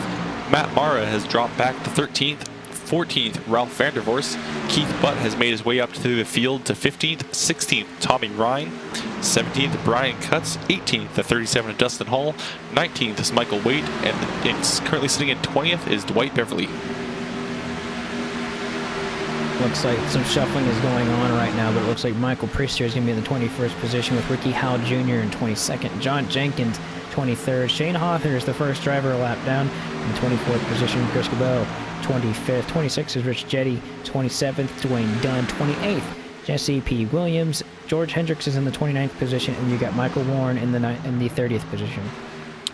31st is Jeff Ryan. 32nd, Joshua Banks. Randy Tesser sits 33rd. 34th, Jody Green. James Nunn sits 2 laps down in 35th. 36th, Seth Foudy, now 5 laps down after that earlier incident. Robert Gillenwater is sitting 38th, and the last 2 drivers have decided to park it for the night. Will be Stephen Herring in 38th and 39th, and Lewis Robinette. That's been a look at your iRacing Midway Race Break. For more information on the wide variety of sim racing possibilities online, visit iRacing.com to sign up today. For a limited time, you can now visit iRacing.com/World of Outlaws and take advantage of the exclusive promo codes that are only going on for a little bit longer. You can get yourself on iRacing with a 1-year membership for half off, or you can simply try it for 3 months membership for less than $5. Again, that's iRacing.com/World of Outlaws. Remember, that's for new memberships only. Also, for all current members, the Black Friday sale is going on too. I believe it's 25% off, so you'll definitely want to take a look at that. Get on the site, member site, and take a look at that. So for new members and old members, there's something out there for you to help you out with your wallet. So that's our picture for the night right now. Looks like we're just about halfway over. Christian Peterson continues to lead this field in dominant fashion. We'll take a quick break. As we come back, we'll see where your favorite driver is coming up through the field, and pit stops are just around the corner.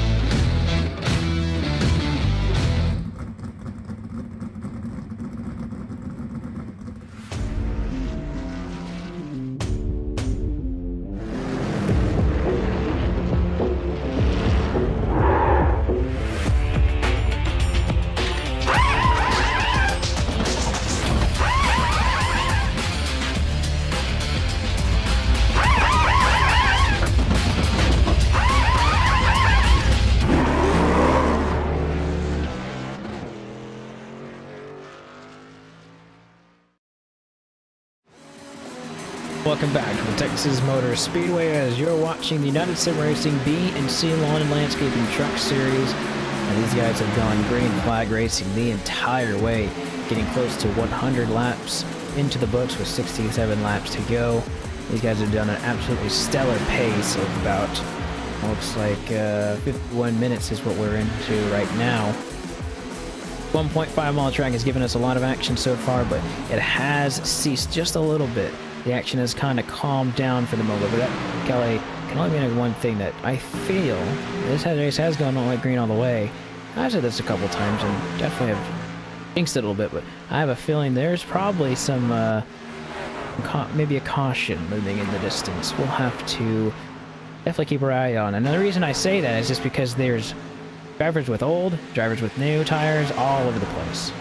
Yeah, as we start another pit stop cycle, that will really change things up, as a lot of drivers will come out with fresh tires against drivers that have old, worn out pieces of rubber underneath them, and that will cause a bit of a stir among these guys. And we've seen a number of close calls. We've seen a couple of drivers spin out into the grass and somehow hold on to it. And we've seen a couple of other drivers maybe lose it coming out of that back straight, but there is such a large apron there that if a truck does spin out down there, it will not bring out a caution. So for a caution to come out, someone has to stay on that racing surface, but everyone's been keeping those things under control even when things get hairy. But look at the line that Christian Peterson's starting to run. He has gone way up the track. We've seen earlier on tonight that it was definitely, they wanted to be near that white line as much as possible, but Christian is now way up there in really the third groove now. Yeah, and look at the battle for the third position, which actually would have been for the second position if we had not seen it earlier, but it looks like Justin Michael got around the number 3, and now the number 57 has got around the 3 of Aaron Bennett. So in the long haul, Aaron Bennett has been able to, or has not been able to, keep up with these drivers. He is trying the high line, but there's a lot of marbles up there, and I think that some of these drivers are really getting into. Christian Peterson's not getting into them, but I just saw the 3 and the 87 get into him just a little bit, and these guys that are passing him right now, they are lap trucks trying to get their laps back, or multiple laps back to be fair for some of these guys, but you know, these guys trying to make the most out of the tires that they have. Some of these drivers trying to come and short pitch us a little bit. Look like the battle for second, though, right in front of them. Seth the Merchant on the inside of the 87. Lap trucks ensuing. This is definitely changing the name of the race just a little bit. You can see these lap trucks just have so much more speed, but Christian Peterson's coming down pit road right now. And so is Aaron. Again, once more, he slides that truck all over the place. Aaron Bennett will also follow him down pit road. And I think Christian Peterson has also decided to pit this lap as well. So Justin Michael will temporarily take over that race lead, but I'm sure he's going to come down pit road next time by. Most definitely. I'm keeping my eyes on him right now. He's coming to turn number 3, and perhaps this is what he wants because he is pitted earlier than these guys every single time, and I think he's making the arc to come down this time. Yes, he's slowing down, definitely getting a lot of speed going in, and looks like he will hit the marker just at the right time and stay at 50 miles an hour. He was a little fast coming in too, but we've seen a lot of drivers be able to get away with it. At least at this track in particular, going in about 5 to 10 miles an hour over the speed limit and get away with it if they're just going under just a little bit. So current leader Greg Mall right now. Christian Peterson, we missed his pit entry that time, but it was picture perfect. I went back and took a look at it. He hit 50 miles an hour pretty much right as he hit that line, and then just kind of kept that thing pinned at 50 miles an hour. That guy has pretty much made an art form out of that pit entry, and surprisingly, that's been the thing that's allowed him to dominate this race. He has been so clean on those pit entries. That's allowed him to gain so much time because every little foot there on that pit, on the pit road, really amplifies to maybe like 10-20 feet on the racetrack. So just him having those clean pit entries has allowed him to just open up that lead and allow him to just take over this race. Greg Mall led the last lap, so that'll be for his first lap sled of the night. Of course, that looks like when we cycle back through, Christian Peterson will more than likely get that lead. Yes, he does. So he'll have the lead right now. Mall is just now getting himself off pit road, and Mall's trying to get some strategy so he can possibly do what he needs to do later on in this race. But one pit stop for a lot of these drivers, or for almost all your front runners here throughout the field, but we literally have half the drivers a lap down and half of them not a lap down. Looks like number 18, Ricky Howell Jr. is fighting to stay on that lead lap right now. Christian Peterson right behind him. And during that last pit stop run, Seth DeMerchant was able to hold on to that position that he took on Justin Michael right before he went into the pits. So Seth DeMerchant and Christian Peterson, you're 1-2. And Christian, they are the teammates as well. So those two teammates have just been taking over this race. And Christian Peterson, as we mentioned, he's his first time racing in this series here tonight, and he's already trying to make a name for himself as he's actually holding a 3.9 second lead over his teammate. Justin Michael, who had been challenging Christian Peterson early on in this race, has now dropped back to 4.9 seconds, gaining a little bit of time over that last lap. But as we've seen, Christian Peterson is just kind of easily driving his way around this track just to save up what he's got underneath of him, and trying to just prevent himself from getting into any unnecessary risks. I wouldn't say they're dominating this race. I'd say they're dominating this series right now. When this race completes, even if Christian Peterson doesn't win, which I'd say would be pretty much a long stretch, or if we get a green flag run, they are still dominating the long green flag runs that this series is known for. And Six-Man Inc. in particular, these drivers are just absolutely doing really well in all of LSRTV's Premier Series. When Peterson joined RSR, he did. I think he won Kansas, and then in the Wednesday night series, the CEA Esports League with cars, and then the Myrtle Beach series, they've still won a lot. And Super Speedway Cup, they were known for winning a lot of races too. Saturday nights are going to be no different if they are here, and I think that this is something that they've been just really good at, is just doing really, really well at lake races. When you see these guys enter, you know you've got a challenge on your hand. And these guys back in the field, Justin Michael, Aaron Bennett, and Jamie Walker, they've been the names of the series, but now it looks like at this point, Peterson and DeMerchant are going to try and take those away. Yeah, it's going to be just some easy running for Christian Peterson here tonight for the rest of this race. All he has to worry about is that lap traffic in front of him, because even if Seth DeMerchant does catch up to him, I don't think Seth's going to try to catch Christian Peterson unless something goes wrong with that 23 truck. So Christian just kind of slowly making his way around the track, easing up on the throttle, just kind of easing his way through the corners. Try not to catch up to those lap trucks too fast, just to try not to spook them, and just kind of easily making his way around those guys, just trying to keep himself as safe as possible. Seth DeMerchant now sitting 3.2 seconds back. He's actually under attack from Justin Michael, it seems. Justin Michael has really caught himself up. He's now only 3/10 back from Seth DeMerchant. Yeah, like I said, I think we're going to have a really good fight for second position, as you're seeing. Looks like the 57 and the 87 go do battle. 87 is trying the outside lane, trying to arc it in here to turn number 4, try and get some extra speed out of that truck. I've said it that this battle for second is going to be really good. You know, it's been a lot of different drivers throughout the night. So when DeMerchant, Michael, Aaron Bennett, Jamie Walker is actually coming back into the picture, but him and the number 2 are actually doing battle as well. They're going side by side. It looks like Michael Atkins Jr. right now has the advantage going into turn number 2 on the back straightaway. They're side by side, neck and neck, really going into the position.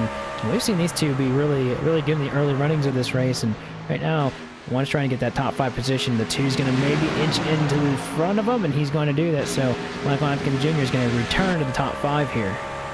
Yeah, and just in front of them, Justin Michael is attacking Seth DeMerchant. They're side by side. Justin Michael getting a great launch off of turn number 2, really making that outside line work now. He's just finding that grip high up on that track. As I mentioned earlier, that the track is starting to rubber in and heat up on that bottom side. So maybe that up top side does have a bit more grip than the inside. It may allow him to get these better runs, and maybe allow him to run a bit further in this race, because if there's really less grip on the inside now, it's going to wear off the tires of Seth DeMerchant's truck trying to stay on that bottom side as Justin Michael just kind of rolls around that high side like that. It's tough to say with what these trucks do, especially on such a rough surface. It's rougher down on the bottom of the track than it is on the top side. You can see more darker patches, of course, like you said, in the entrances and some of the exits of the corners. But there's also some lines that you'll see that are perpendicular to the trucks when they go by them, and those are those divots that you'll see. Those really low parts. And if these trucks were lower to the ground, you'd see them spark. And up higher you see them less frequently than you do down low, and that's exactly down what you were just saying. And Seeing Justin Michael maybe encounter some lap traffic. They're going to go side by side for their positions. And it looks a little dicey right here for the number 87. He's going to have to really get out of the throttle right here as he's unsure of where that number 5 is. And it looks like the number 57 is going to get back into it. But this is what we were talking about. Lap traffic getting in the way, being an issue. And the Merchant's trying to make that better for his cause, even though I'm sure he doesn't really like the fact that this is going to probably be an issue for him too. Yeah, he's going to get stuck on that bottom side with the 5 of Chris Guillebeau, but the Merchant has been wanting that low side anyway, so that really does help him. Just can't quite arc it in as much as he normally will with that truck on the outside. But again, he got up to the bumper of Justin Michael, but really once he got there, Justin Michael, as soon as he was clear from the lap traffic, opened up that gap once again. So I think that high side really is an advantage over that bottom side at this time, unless Seth the Merchant is kind of easing up at this moment, which I don't really think he is. I think he's still going to be trying to race with Justin Michael. So it looks to be that high side does have the advantage now. It does appear so. I am curious about how the tire wear is on the top versus the bottom. I'd assume it's better than it was at the very beginning of this race. And that is exactly what Christian Peterson is doing. He's going up to the higher side, but looks like the Merchant is really committed to going towards the middle bottom line.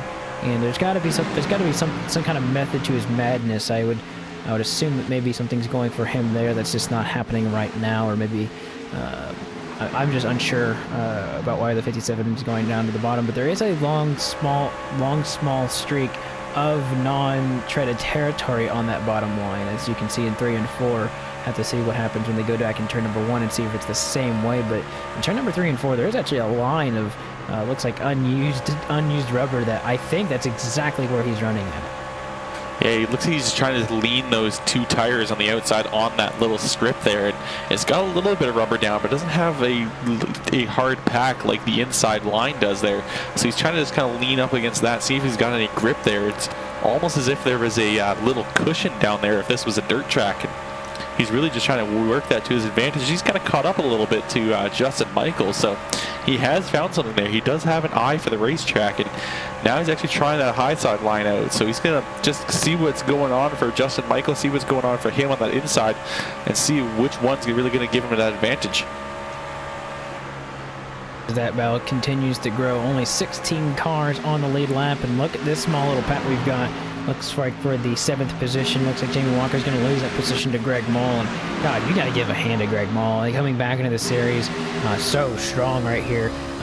Having pretty much a really bad practice session, not being able to get a qualifying time in, and starting from the back, and really just coming out through the field. Not many drivers can go from 30th to 7th through an entire green flag run, but what has been for him, the key to his success in this race has been able to really just make those pit road encounters really just matter. So, and that number 12 truck, I mean, I'd say he's going to be probably the driver of the race, aside from Christian Peterson, because he's done such a good job right now. I mean, he's got so many positions. He's getting close to 25 positions gained on a green flag run of 100+ laps, and we're under 50 laps to go here at this one. So it is getting closer to being over, and he's actually seeing the number 2 and the 80 battle right in front of him. There's a big battle right between these guys.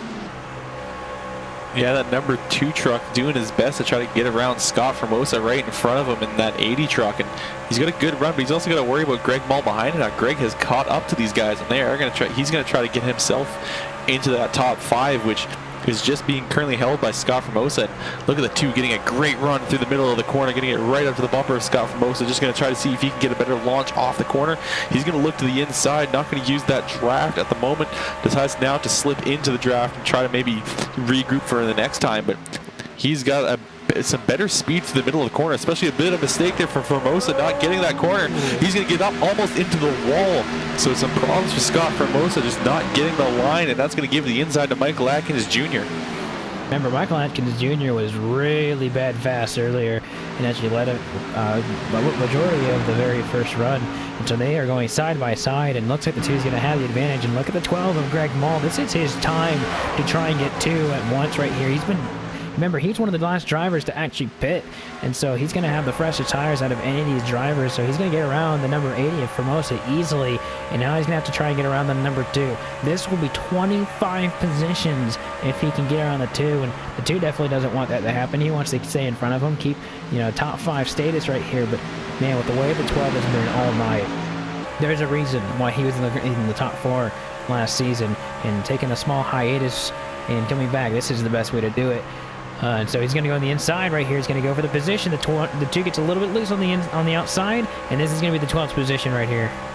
Yeah, it looked like Michael Atkins Jr. was going to try to arc that corner in late, but just wasn't expecting Greg Mall to dive in there. So some great spotting from Greg to notice that open gap and take a leap for it, and really will easily pass that 2 truck and almost getting into that white line there. He's got to be careful on turns 1 and 2. He was way down in that racetrack, but Greg Mall has now moved himself into the top 5. Just a fantastic run from him tonight.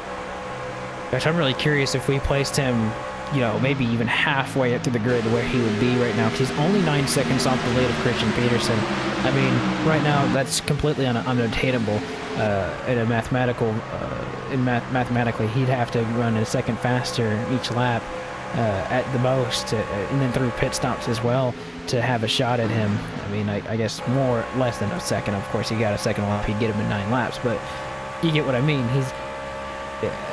I'm just so surprised, and he's probably going to catch Aaron Bennett here in the next couple of laps, and that'll be 26th position. I mean, if he can get a couple more positions, I mean, we may actually be able to ask him what's going on. Oh, the 3 gets in the wall. The number 3 of Aaron Bennett actually hit the entrance of the wall right there in turn number 1. That's going to give the position to the 12, and the 3 is going to have some damage on the right side of his truck, and so give another position to Greg Mall. Holy cow, this 12 truck is on fire. Just a rare lapse in concentration from Aaron Bennett. It's not often you see someone get into the wall on the entry of a corner, and he's trying to run that outside line, and I don't think it's working too well for him. He's losing a lot of ground. Now he's going to really be under attack from Michael Atkins Jr. here, so not a great lap that last time for Aaron Bennett. This is going to be some problems from him. He's going to lose some ground. We're going to maybe lose his grip on the points lead here a little bit. But Greg Mall now up to 4th, and I'm sure he's hoping for a caution at this moment. Moving back up to the field, though, Justin Michael and Seth the Merchant, they've closed their gap to each other, and we are starting to get a battle for second forming up once again. Right, you are. And looks like Justin Michael did fall back just a little bit. Possibly the slack traffic is having to deal with it. And I told you this battle for second is going to probably be the highest position battle that we're going to be looking at. But this lap traffic is going to get just slightly in the way. But pit road is going to be open here for these guys soon, because it's going to be just about halfway between their last stop and the end of the race. But you know, these guys are definitely trying to see, and I'm sure they've been talking to teammates saying, when's the best time to come down pit road? I think the best time for the number 3 of Aaron Bennett to come down pit road is absolutely right now. Hit the wall again. You're going to lose a few more positions. He's all the way back to 7th position, and definitely unsure what's going on with the number 3, but definitely the night is going from bad to worse right now, as he started from the 8th position, is now in 7th, but he's continuing to have some big issues right now, and I'd say that right side's probably going to be pretty heavily hit. He's going to try and get back to that bottom of the side, but bottom side of the track, and get that truck out of harm's way. But that right side it's pretty bad. I think the problem he's been running too high up the track and just been getting into those marbles there. And once you get into the marbles, they stick to your tires for a little bit and just take off a lot of your grip. So once you get into those, it's really hard to keep that truck off the wall. And I think that's maybe what caused him to get into the wall in the entry of turn 1 a couple times there. So some problems for him as really he just needs to get down there, get some fresh tires underneath him. As we actually are going to start getting our pit stops here, Justin Michael decided to come down this lap.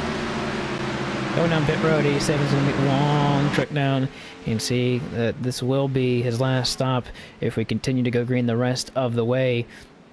Coming down to see how many tires he gets, probably 4 tires and fuel. I can't imagine these guys would do just 2 tires right now, as it looks like the driver behind him, Jamie Walker, is going to get into a stall right here. It looks like Jeff Ryan's coming on pit road as well, but we're going to see just about the rest of the field come down pit road. Dwight Beverly's down, and it looks like some of our other drivers towards the front, Chris Cabot, Ralph Vandervorst, and Justin Hall. Those guys are all in the 20th position. They're coming down right now. And even more, this is just going to be our last round of pit stops right here. Butt is in, and Warren is in as well. Peterson has decided to stay out, and so is Seth and Merchant. They're going to stretch this as long as possible. They want those fresh tires. They want their tires to be as fresh as possible at the end of this race. They don't want to try to short pit now, and that's going to maybe give an advantage to these guys that are kind of pitting in early. They may be able to cut some time off of Christian Peterson and Seth Merchant here. We really may be shaping up for a bit of a battle, but I would say it still leaves a bit of an advantage to Peterson and to Merchant, because if those guys do use up those early tires to catch up to these guys, Peterson DeMerchant will have the fresh tires later on in the race, and it looks like DeMerchant will be pitting this time in and again sliding that truck in. He's got a unique way of coming on pit road. I'll say that it's definitely a format of doing it on purpose. It's kind of interesting to see he's done it the exact same way in the last 3 or 4 times. So definitely fun to see the number 57 come down pit road and see if he locks all 4 of them up each and every time. But like you said, if you don't need all 4 tires, and if you're going to change all 4 tires, you might as well come in and coming in just going hot. Oh, looks like we got a car around on pit road. The 39 of Dwayne Dunn looks like he had looped it around, maybe got involved in something, and that was when Christian Peterson was coming down pit road. So unsure of what exactly happened. The 39 looks to not have got a penalty, but looks like the oh, and he got right in front of Christian Peterson. We need a replay of that. That was close for the 23 of our leader 23 of Christian Peterson. Yeah, that would have been I don't think you would have been happy if he got taken out of this race by a car spun on pit road, but I think his car may still be okay at the moment. I don't think he's got any damage. He definitely was able to keep it off and off that spinning truck, so he does have a clean truck at the moment, but that will cost him a bit of time because he had to just take a bit of a different line into the pits that time. Yeah, we'll have to see if he loses that much time on pit road. Greg Mall still out there, actually just passed him. He's going to be the only driver on the lead lap, but it looks like Greg Mall is going to come down pit road this time, so that is going to be the difference. Actually, Greg Mall's not coming down pit road. He is going to keep stretching it, so that is going to be quite an interesting deal that he is having to, or quite an interesting strategy that he's dealing with right now, but it appears to be the one he wants to do, so that's your leaders right now. Everyone behind Christian Peterson. Yep, he's actually under attack now from Justin Michael, who's actually on the same strat, has pitted already. So Justin Michael is actually kind of making an attempt to pass for the lead here. Coming out of 4, yeah, looks like the case, and definitely Michael made his pit stop earlier. But that difference on pit road, what you saw in the replay, is the difference. He went from going 50 miles an hour to slowing down, turning, coming right back up, lost so much time.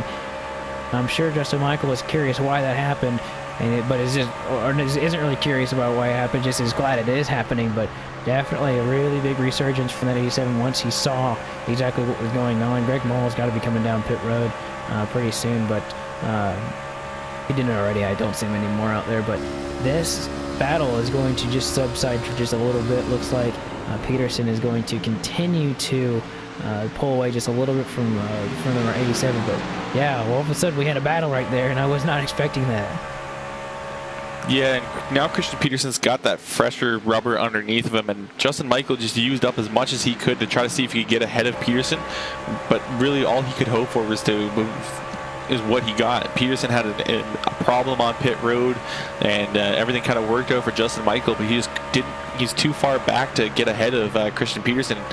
And if he'd been able to get ahead of Christian Peterson, he could have made an attempt to try to hold him off until the end of this race. But now that Christian's in the lead, Christian's just, all he has to do is keep running his line because he's got those fresher tires and he's shown that he is the faster driver here tonight. But Justin Michael certainly isn't one to give up just yet, and he's going to try his hardest to get around the 23 truck.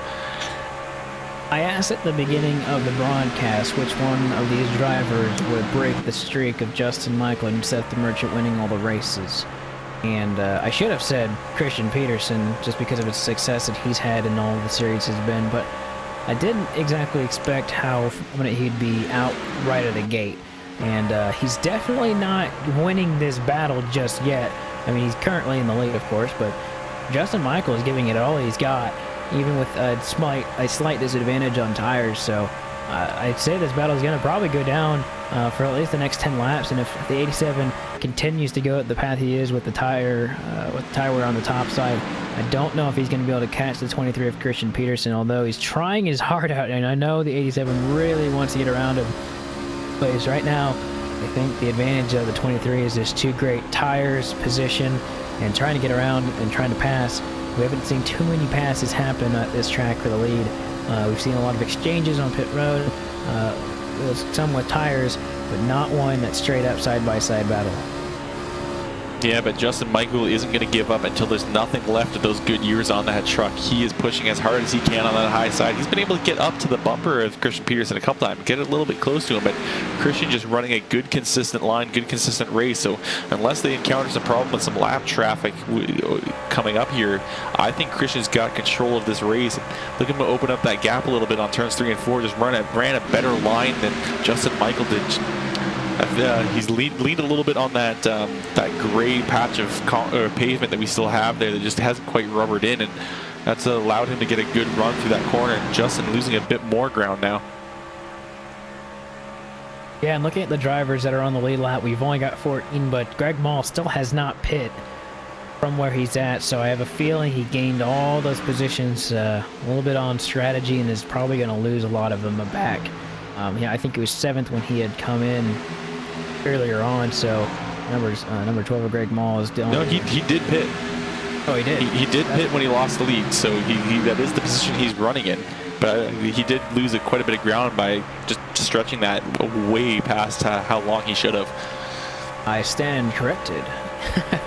And so, yeah, definitely was curious of why he was still within and not falling back all that time. So, yeah, he's in 7th, but look at the battle between the 2 and the 88 right now. And that's going to be Michael Atkins Jr. continuing to fight. And those two have had battles basically the whole entire race. And that 2 car showed some mad speed earlier on, but will he have it in the long run? We are 20 laps to go, or under 20 laps to go here. And the fights and the battles still go on, even if it's not for the lead. Yeah, every little bit counts when you're talking about a points championship, and Jamie Walker's trying to make that high line work on Michael Atkins Jr., but it's just not working for him at the moment. That's actually going to allow Scott Formosa to get underneath of him and take away that top 5 position. So Scott Formosa working that bottom line, making that bottom line work for him. And the 88 now is forced to, again, to try that high side because he can't quite get underneath Scott Formosa there. So Jamie Walker is just going to have to try to reform how he's attacking this track and try to get himself back up into this top 5 picture. Yeah, when you talk about Formosa, he was one of those drivers on the cut line, and right now I think he'd actually be out of the cut line, and even despite the good performance he's having because of the fact that Justin Michael is having a good night. And actually it looks like he would probably pass Tim Matthews, who's a couple positions behind him, but he'd still be close. I think he'd be right where he is right now, still in 12th position on the cut line to make the chase later on in the season, but still having a good battle with himself and Michael Atkins Jr. And Michael Atkins Jr. isn't even in the picture right at the moment. He's not in the top 15, so these two are doing battle. I mean, they're trying to get every single, of course they're trying to get every single position, but, each race matters, each point matters. Start wondering, why are you battling for a top 5 position? Of course, top 5s are really nice to have on the end of the season to say how consistent you were. But these guys right now, battling inside the top 5. But the guy who broke this top 5 of these guys earlier, right behind him, Greg Mall. Yeah, Greg Mall, we're starting to recover from that late pit stop. He does have that fresher tire because of that late stop, so he'll have a bit of an advantage over Michael Atkins Jr. and Scott Formosa, and he's really caught up to them now. He's right up on that bumper. Formosa covering the high side. Greg Mall's going to look to the inside now as they go into turn number 1. Greg Mall going to stick on that bottom side as well as he can. Will clear Scott Formosa that time around. So that does go to show that those fresher tires are a bit of an advantage. Even though he did lose some track position, he is going to gain that back just through sheer force of will. Not too many laps to go. We're on lap 152 of 167. These laps are slowly winding down. Remember, we've had 0 cautions on the night so far, and I doubt that will change between now and lap 167. Of course, I've been known to make a commentator's curse, but right now I don't see it happening. We saw it earlier on in the season, and these guys are so clean with how they're running, and right now Your top three is the class of the field, and Christian Peterson, Justin Michael, Seth the Merchant, they're doing such a good job. Out of those three drivers, they're going to be the ones to really search for and try and beat the rest of the season, I'd say. And definitely our favorites already for the championship going on, only on round number 5 here. And now a battle for second is starting to shape up as Seth the Merchant has caught up to Justin Michael, and he actually looked to the inside coming off turn 2 that time around. Couldn't quite make it work. Look at the difference in speed through the middle of the corner. He's got right up to the bumper, and he's going to try to use that lap car as a pick to try to sneak up the inside. We may actually go 3 wide. We are going to go 3 wide. 3 wide in turn number 1 with that lap car on the high side. Seth the Merchant on the inside, and Justin Michael losing out on that middle line. Couldn't quite make it work. Just had too many trucks in his way, and now Seth the Merchant moves up to second place to form a 1-2 once more with his teammate. We've seen that happen so many times with these two drivers, and the top 3 right now as they stand are still about 8 seconds in front of the rest of the field. Pit stops, on-track performance has done a lot of wonders for these 3 drivers, but Greg Mall is leading the rest of the charge, and you can't even blame him for being 8 seconds behind later. I mean, he's actually running faster times than Christian Peterson right now, but it really doesn't matter if you're all the way back 8 seconds behind. I've watched his lap times pretty consistently over the last couple of runs, and he's just been faster than him. He does have newer tires, of course, but he's one of the only drivers out there who is running consistent faster times, even whenever those tires get a little bit older. Looks like battle for 5th place right now still going on.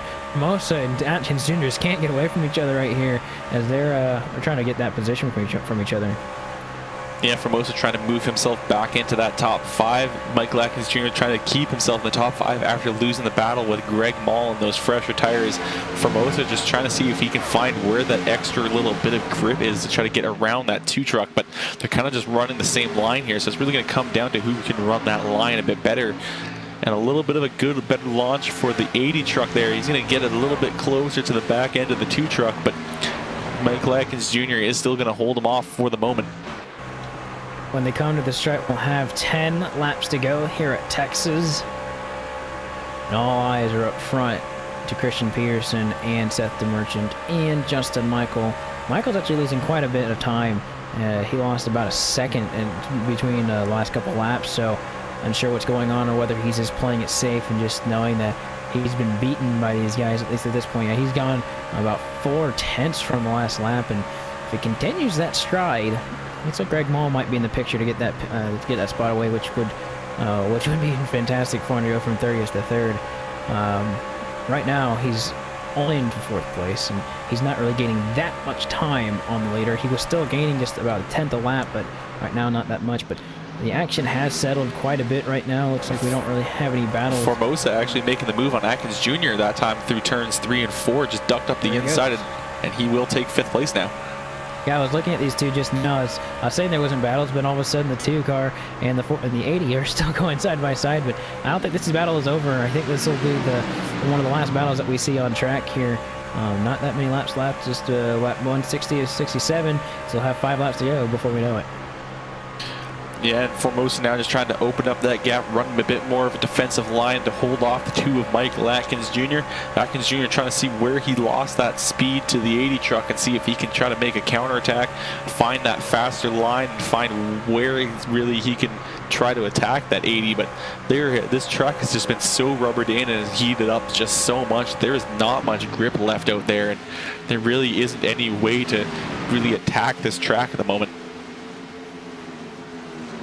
Christian Peterson continues to dominate on the night. Caution flag comes out now. It will be his race, although I feel it was pretty much that way as it was. But I will let you know that Seth the Merchant is catching him just a little bit. He was 1/10 of a second faster. He's going to have to be a lot faster than that to catch him before the end of it. But it is a little bit of hope for him. I just can't imagine him to catch him so much that he'd be able to get to him and pass him. I mean, those are 2 completely different things. So just under 5, or just at 5 laps to go here. Pearson, I think all he's doing is coasting right now, just trying to around that traffic, get that victory. Yeah, DeMerchant didn't gain any time at all that time around, and looks like Justin Michael, he's going to sit just under 3 seconds ahead of Greg Mall. So Greg's still trying as hard as he can to catch up to Justin and go from 30th to 3rd. And if he keeps up this race, this pace, he might have a chance, but he doesn't have very many laps to go, so he's going to have to run some absolutely blistering fast laps to catch up to Justin Michael, who's actually kind of getting a bit of a push from the 9 truck of Michael Warren. Yeah, that interval between those two drivers keeps coming down. I'm really curious to see if it is going to, if that a battle for position will happen, because the number 87 just entered turn number 3, and now the 12 is just now entering turn 3, so they're not that far from each other. Greg Mall had a 30.5, and Justin Michael had a 31.16. That's 0.6 difference from each other as we have 2 laps to go. Yeah, they are catching up to each other, and it's just over a second. I think 1.3 between Justin Michael and Greg Mall here. So Greg has got to go as fast as possible because he does not have time left. We're on lap 165 of 167. And really, that's the only kind of battle that we have shaping up here, unless Michael Atkins Jr. can go after Scott Formosa once again, because Christian Peterson showed up to the series and has run away with this race. And actually now we have 2 laps to go. So I said that 1 lap early. So now we've got 2 laps to go. More like 1.5 now that Christian Peterson's on the back straightaway. And like we said earlier, he's got this one in the bag, just has to make it a couple more laps. And looking back at Greg Mall, and Greg Mall might be able to get this position. So once Christian Peterson crosses that start-finish line, we're going to have to look back and see if the 12's able to get him. He's getting him pretty close, but we will look back at the front. Look at Christian Peterson. He just crossed the start-finish line, got that white flag, and what a way to start his debut here with these guys. Going through 1 and 2, looking at all the cars that are around him. He's got clean air, can just coast to the start-finish line, as he will probably pick up this win. 6-Man Inc. will go 1-2 here on the night.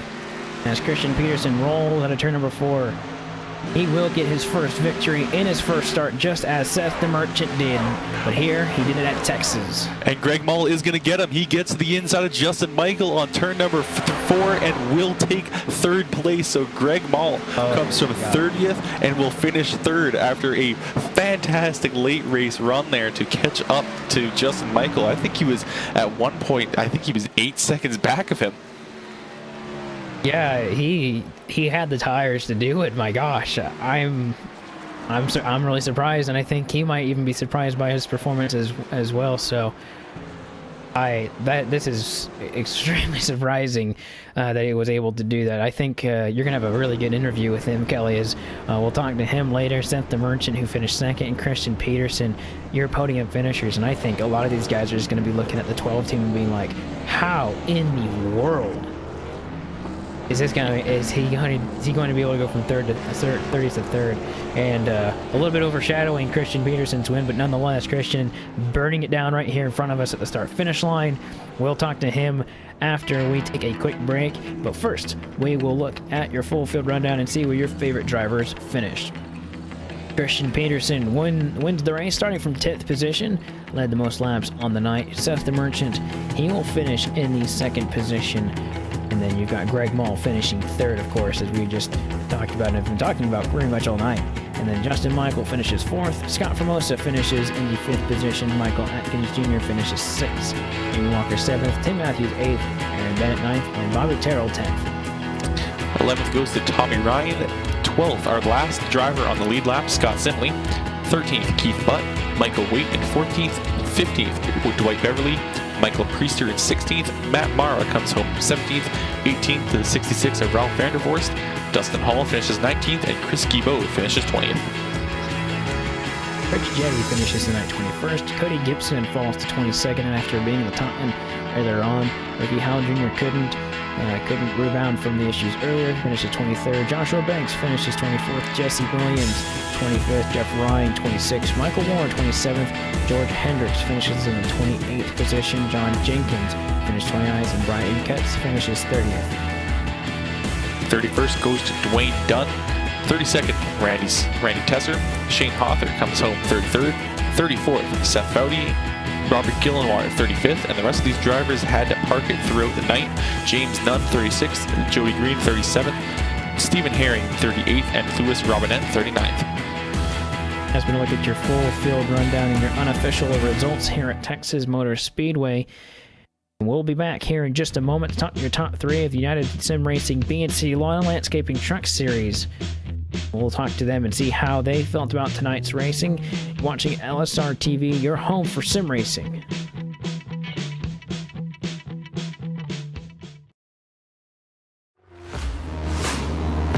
Hi, I'm Ryan Priest. I'm driving the number 20 JGR Toyota Xfinity car this weekend. Really great opportunity here at New Hampshire at my home track.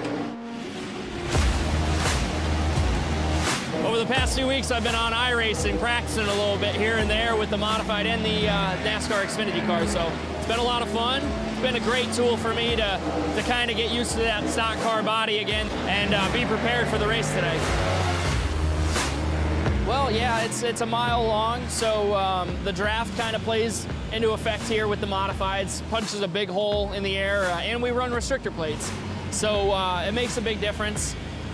Just really fast, and it's our Daytona. So that's what's great about it, and we have a fast car for tomorrow.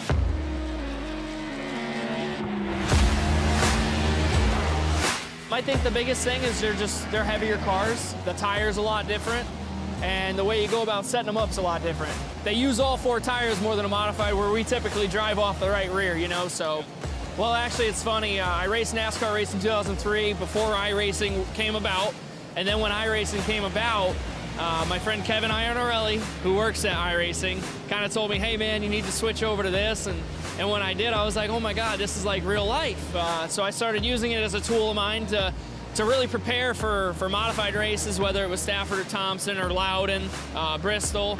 And then obviously the Xfinity Series last year, going to road courses, trying to get laps, and use it as a tool that can get me as prepared as I could be without actually doing it. So it's been great.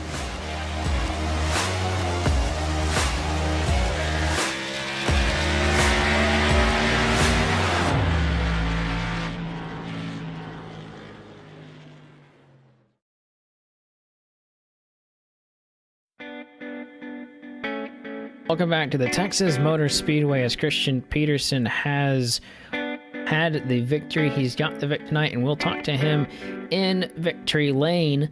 Christian Peterson here in Victory Lane, Austin. Or I'm Austin, you're Christian. Gosh, it's been a long night, Christian, and you had a long green flag run. I am absolutely just, my mind hurts right now. But and I want to know how you feel as you're going 167 laps of green flag run. Run. Just tell us about how it went and your first race with us this season. I'm pretty sure it's your first race in this series, going to get the victory. I don't think we thought it was surprising to see you up front, but to win, I think you got 123 laps led as well. Talk to us about the race. Well, the race was great. Green flag all the way. It was a lot of fun. At the beginning, I had to work my way up from 10th there, and I had to work my way up from 10th, and that was a little bit tricky. I thought it was going to take a little bit longer than it did, and then I was able to gap them under the first pit stop. And then I don't know, my mind's a little hurt too, and there's a lot of green flag laps, and kind of lost track of what happened. There's no brakes there, so I kind of only remember the last like 25, but it was a good race. Justin and Seth, they were really fast, and they caught up to me right at the end there with the last pit stop, and I think I had a couple of lap pressure tires, and I was able to gap them there at the end. Yeah, I think the one thing that was really scary for you is coming down pit road that last time. You had a lap car in the way that was still mobile, but perpendicular to your truck coming down, and you had to make an evasive maneuver. I don't know if you remember that, but I think that was one of the biggest things, is that you had a 4-second lead that came down to just a couple car lengths between yourself and Justin Michael at the time. Yeah, I was really lucky to be able to stay ahead of him there. He got onto my outside on my warm-up lap, and I was able to hold him off. There was like a lap truck in front of us, and we were 3 wide for a second, and then I think if he had got by me, it would have been tough to pass.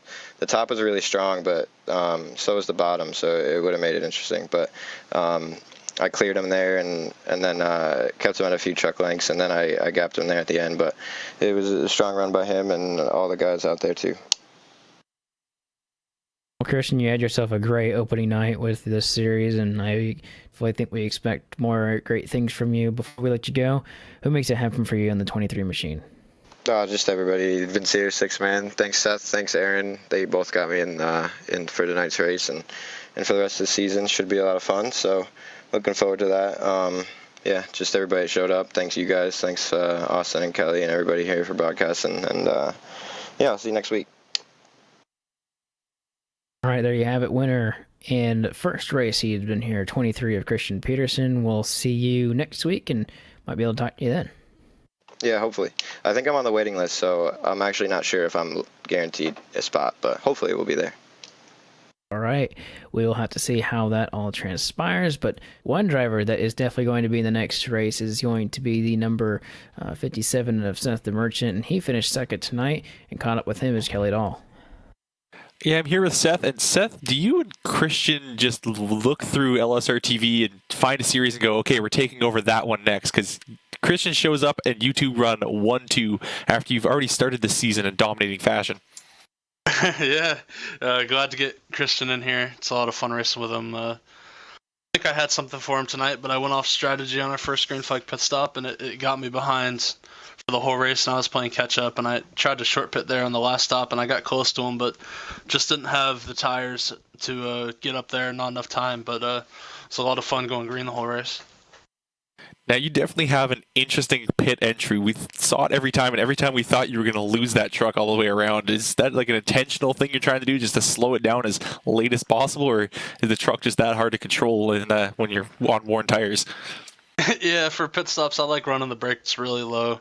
I feel like I can slow the car down more. It looks like I'm out of control, but I'm completely in control of the truck. Now, it's definitely a difficult race here tonight. It was a long race as well. An hour and 27 minutes is our final count. Were you expecting it to go green flag? I think so, because it's kind of similar track to Las Vegas. Just figured if we could get through the first 15 laps of the race, it would probably go green the whole way. Now, next week we go to Dega, and we know you have a lot of experience at these super speedways, but last time you lost out to Justin Michael at Daytona. Do you think you've got something for next week? Yeah, probably going to play it safe for pretty much the whole race. Got no resets in this league like we do in Super Speedway Cup. Going to ride around in the back and then wait for the last 20 laps or so and make our moves. All right, well, we'll keep an eye out for it next week, but before we let you go, we're going to give you the floor and allow you to thank whoever you need to thank for this run here tonight. Just P-Money Designs and 6-Man. All right, well, thank you very much, Seth. We'll talk to you again next week. Thank you. That was Seth the Merchant, our second place finisher here tonight, and now we're going to send it back to Austin Coop, who's talked to kind of our story of the night, the 12 of Greg Mall. Yeah, it's really surprising when the one driver who comes in for his first race wins the race and isn't the story of the race. Greg, we're really glad to see you back in this series. It was really nice to talk to you in person at Kansas, but let's talk about the on-track stuff. You went from 30th to 3rd. Where did this come from? I really want to know. Yeah, that's I honestly, once the race got done and I was able to get past Justin there for the 3rd spot. Yeah, that was I am just covered. I mean, I just worked so hard tonight. It was just an awesome race to be able to go 167 laps, green flag all the way. That's definitely a great bounce back for the league. It's definitely what we come to expect in the league. But yeah, it was.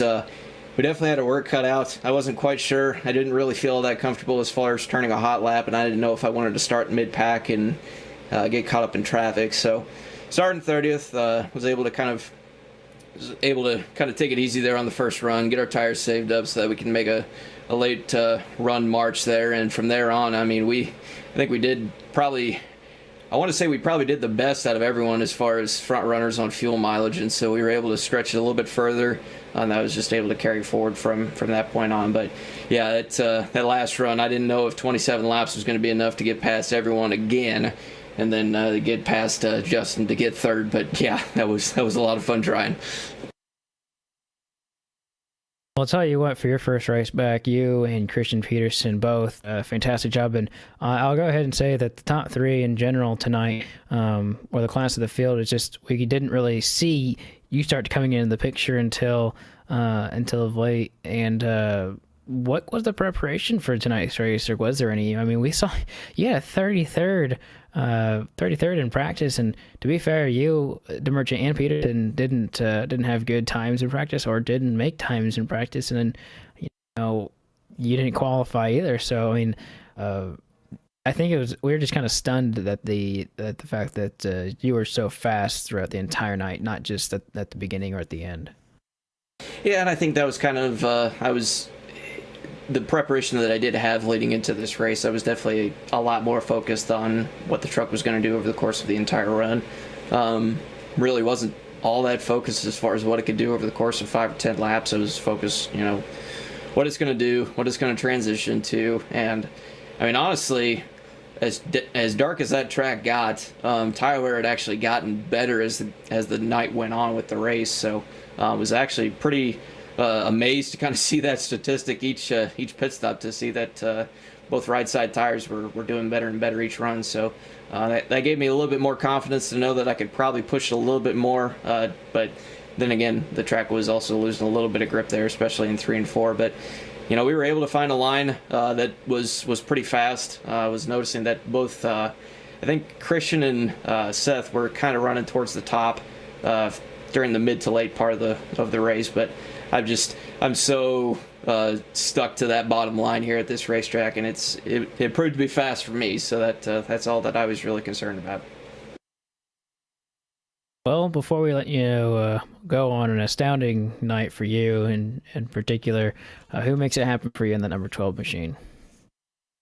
Well, of course, I got to thank all the teammates, Young Guns. It's been an awesome return back. Very, very happy to get back to it. Definitely got a lot of the butterflies out of the way, and was able to do a pretty halfway decent job tonight. So, of course, got to thank all the friends and family back home that are watching as well, and all their support. They definitely, I think they had a pretty good inspirational force for me to do good tonight with the returning race, and of course, got to thank you guys too. You guys. It's going to be an awesome experience trying to watch this replay over again, I'm sure. Yeah, you won't hear us talk to you about you for some time, but it will come throughout the broadcast as you begin to see it, as you guys actually ran all 167 laps under an hour and a half, which is actually pretty good. So we will talk to you perhaps in the future, and we'll see you next week, maybe?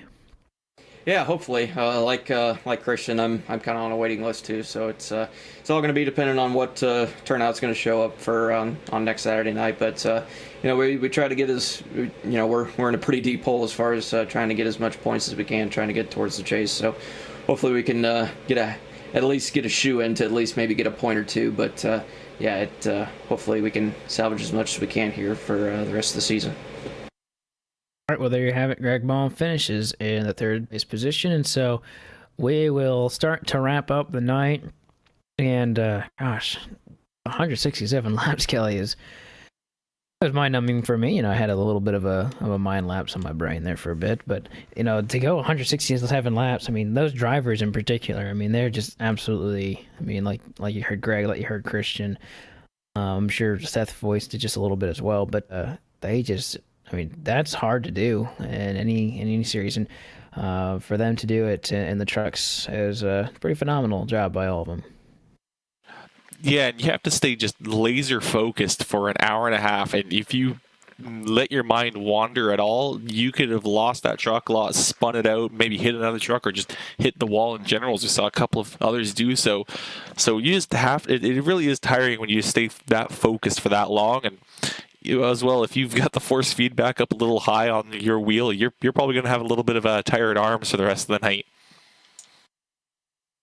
Yes, they are. Next week, we will journey to the Talladega Speedway, Super Speedway, that is, and we'll definitely probably see a lot of different drivers up towards the front that you maybe are not as familiar with, and we'll definitely be covering that same time next week on Saturday. And as we start to wrap up the night, we want to remind you that you can keep up with all of that stuff on social media, Facebook, and at LSRTV on Twitter. And you can go to livesimracing.com to find out more things, more on all the things LSRTV. So from all of us, I'm Austin Coop Kelly Doll, Cisco Cigar Ramuzzo. We wish you a good night, and we will see you at the next track, Talladega.